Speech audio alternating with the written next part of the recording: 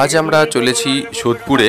আমাদের মাননীয় মুখ্যমন্ত্রী এক ভার্চুয়াল বৈঠকের আয়োজন করেছে দুর্গাপুজো উপলক্ষে। তো সেই উদ্দেশ্যেই আমাদের পুজো কমিটির তরফ থেকে আমরা দুজন, আমি আর আমার খোকন দাদা, দুজন মিলে যাচ্ছি।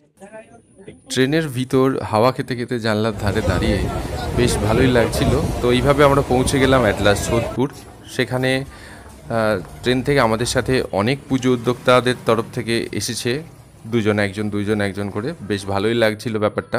সকলের উদ্দেশ্যই একই ছিল, সোদপুর লোক সংস্কৃতি ভবন। এবং আমরা রোদ্দুর দিয়ে হাঁটতে হাঁটতে অনেকটা স্টেশন থেকে হেঁটে এসে অ্যাট লাস্ট পৌঁছালাম সেই লোক সংস্কৃতি ভবনে। এবারে আস্তে আস্তে গুটি গুটি পায়ে ভিতর দিকে যাওয়ার জন্য প্রস্তুতি নিচ্ছি। তো দেখলাম ভালোই ভিড় রয়েছে। সিঁড়ি দিয়ে উঠেই দেখি একটা চা খাওয়ার জায়গা করা হয়েছে। তো লোকে চা আর কফি খাওয়ার জন্য এত ভিড় করে ফেলেছে, তো দুপুর রোদে আর সেটা খেতে ইচ্ছা করলো না। ভেতরে ঢুকে দেখলাম বাহ, খুব ভালো ব্যাপার, এসি চলছে, বেশ মনটা ভালো লাগলো। দু চারজন করে লোক আসতে শুরু করেছে। মিটিংটা যদিও ছিল 4টে থেকে, কিন্তু আমরা একটুখানি অ্যাডভান্সই চলে গিয়েছিলাম। তো পুরো প্রিপারেশনটা আমাদের সামনেই ধীরে ধীরে হতে লাগলো, বেশ ভালোই লাগছিল। হয়ে গেল, বসে রয়েছি, প্রায় 20 মিনিট হতে চললো। আমরা তো জানি না সঠিকভাবে, দেখছি এখানে লেখা আছে 4টের থেকে আছে মিটিংটা। তো এটা অ্যাকচুয়ালি ভার্চুয়ালি মিটিং হতে চলেছে। বেশ লোক সমাগম হয়েই গেছে, অনেক ভালো লোকজন হয়েছে দেখছি। আমরা যদিও খালি পেটেই এসছি, বাকি এখানে যারা এসছে হয়তো সকলেরই ভরা পেট।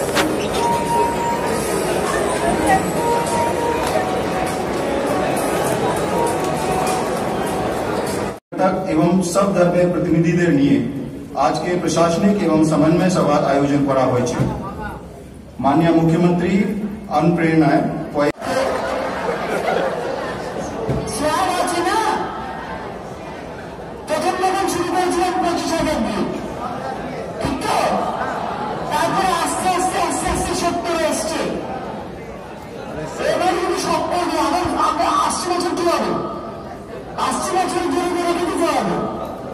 সেই জন্য এবার 70 থেকে স্ল্যাবটা বাড়িয়ে 85,000 করে।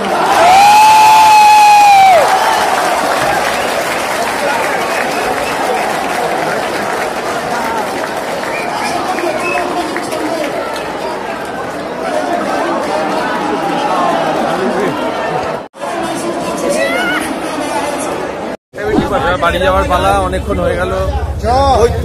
ভেবেছিলাম তার একটু তাড়াতাড়ি হবে, কিন্তু অনেকটা টাইম লেগে গেল।